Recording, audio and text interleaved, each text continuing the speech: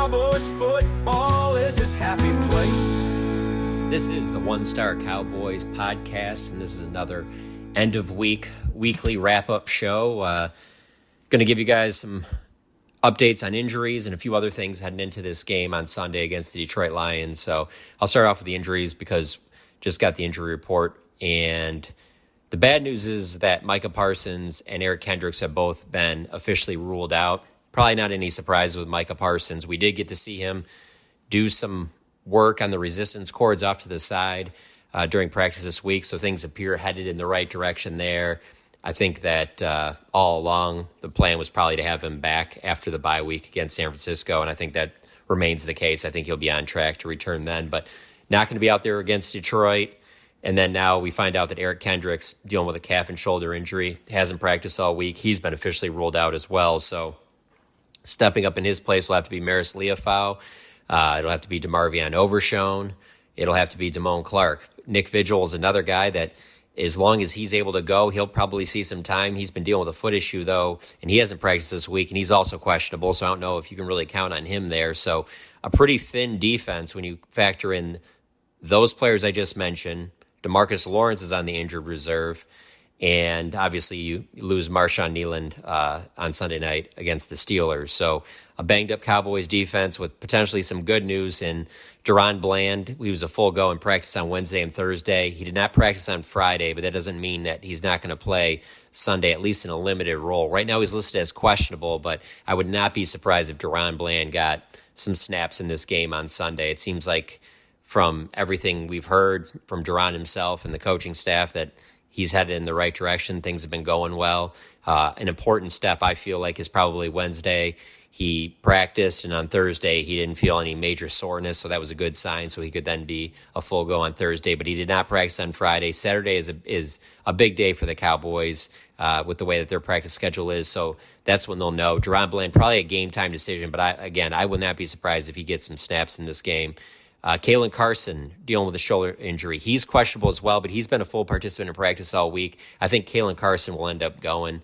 Trayvon Diggs was another player that showed up on the injury report. He's been dealing with a little bit of an illness, which kept him from even being at the practice facility on Thursday, but he was back there Friday. No injury designation for him. He's expected to go. Same thing for Tyler Guyton. Had the knee injury that took him out of the end of the Steelers game, but he's back. He's been a full go all week. Tyler Guyton is expected to start right back again at left tackle, which obviously be huge in this game going against Aiden Hutchinson, the current favorite right now to win NFL Defensive Player of the Year. Guyton will have his hands full. I expect them to give him a lot of help over there, whether it's from tight ends or running backs chipping, but it'll be one of the biggest matchups to watch because Aiden Hutchinson can absolutely wreck a game. And outside of that, nothing really major of note. I would say Zach Martin, he was dealing with a little bit of a back issue, so they kept him out of practice early in the week, but he was a full go on Friday. He has no injury designation, so it looks like Zach Martin will be a full go and be able to play in this game as well. So other topics that I want to touch on, one of the big ones is Zeke in the locker room talk for 2 or 3 minutes on Thursday. And I think the way he said some things might have been misinterpreted. And because of that, it kind of became a story that he's, really unhappy with his lack of touches and his lack of involvement in the offense. I didn't get that sense of being around Zeke by his locker. He did say he talked to the coaching staff about his role.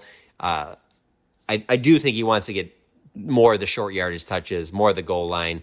Obviously, in Pittsburgh, he didn't get that goal line carry. They gave it to Dowdle, which I think was Mike McCarthy really rewarding McDowell for just how well he played in that game.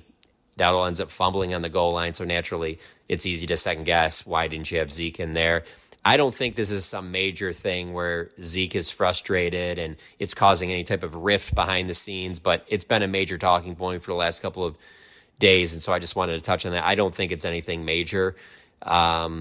Interesting, though, that Jerry Jones was on the radio Friday morning on 105.3 The Fan, and when he was asked about it, he said that they were, quote, saving Zeke, and that I think the natural, obvious response to that from most fans, media, whoever, is, what are you saving him for? And I think Jerry has said it many a time, so you really don't need the follow-up. He means saving him for late in the season and for the playoffs.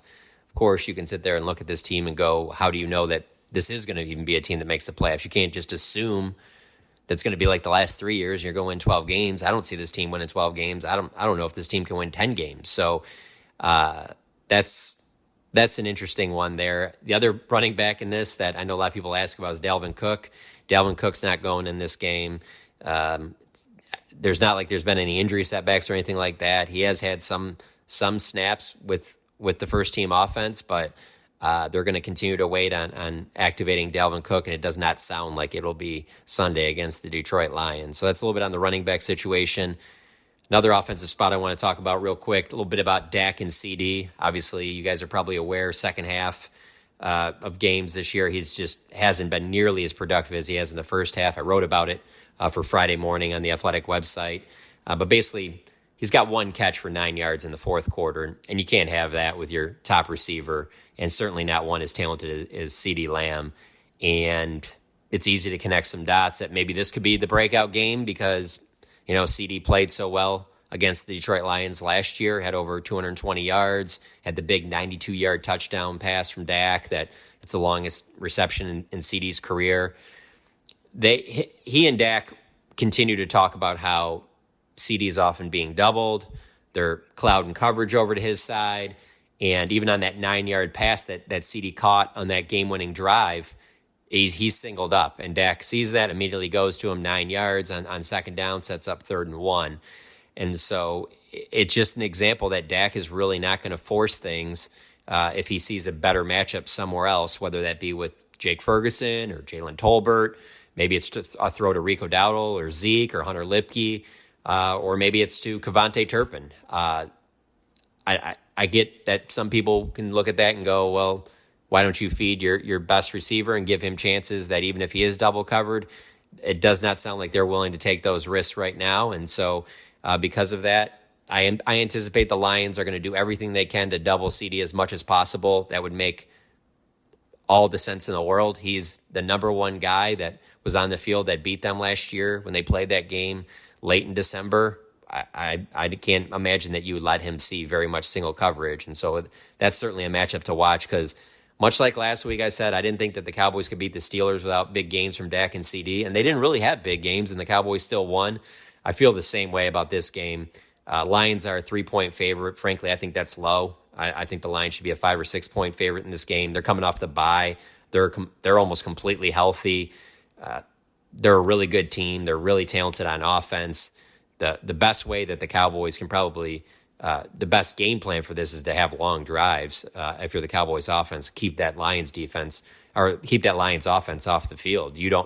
I don't think you want to see that Lions run game out there for several series, just running it down the way that you've seen them do against other teams. I understand that the Cowboys' run defense has improved recently, but this is a different beast. So it'll be interesting to see how they handle that. On the other side, when the Cowboys have the ball, like I said, Aiden Hutchinson is their CeeDee Lamb of their defense. Everything he can wreck things faster than anyone, and he is clearly, like, there's not even up for debate. He's clearly their most valuable player on defense. So make somebody else on that defense beat you has got to be the game plan there. One other thing on Dak and CD got a lot of attention during that Sunday night game. The NBC footage where they kind of slowed it down after the Dak interception in the first half where, what is Dak saying? What is CD saying? And it was kind of tough to read with it slowed down what CD was actually saying. But CD talked this week, said that what he was saying is jump balls 4. Obviously, Dak is number 4.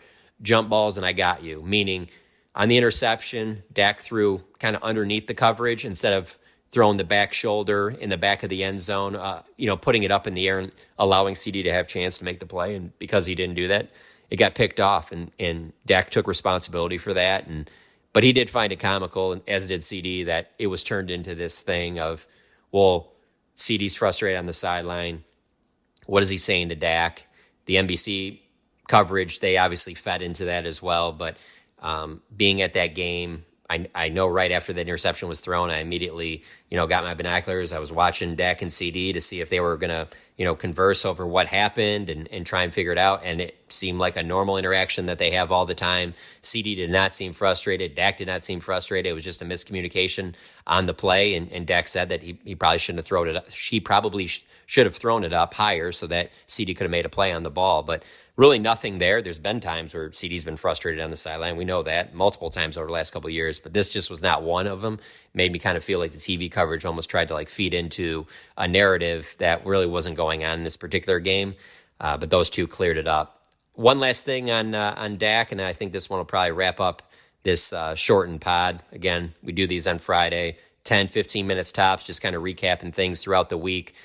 Just because so much good stuff comes out on Fridays. Dak and CD talk on Thursdays, and sometimes that stuff doesn't all get out there, whether it be on the Athletic website or to Twitter. So I wanted to start doing these podcasts in the end of the week. So end with this one. Dak Prescott has played 5 career games against the Lions. Cowboys are 5-0 in those games. Dak's averaging 293 passing yards per game, 68% completion percentage, 11 touchdown passes to only 1 interception with a 118.6 passer rating. He's obviously played very well against the Lions. The Cowboys have had a lot of success recently against the Lions. The one thing I will say, though, is the Lions have gone out of their way this offseason to upgrade their cornerback position. They used their first 2 draft picks on corners, including the one that they traded up with the Cowboys in the first round to get that 24th pick back in April. And then they went out and signed Carlton Davis, the veteran corner from the Tampa Bay Buccaneers. So it's not like this is not going to be the same exact secondary that they torched last year.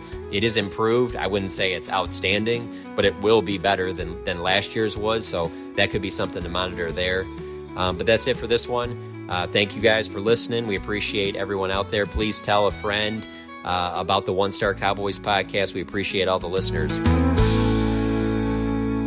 I appreciate your tenderness.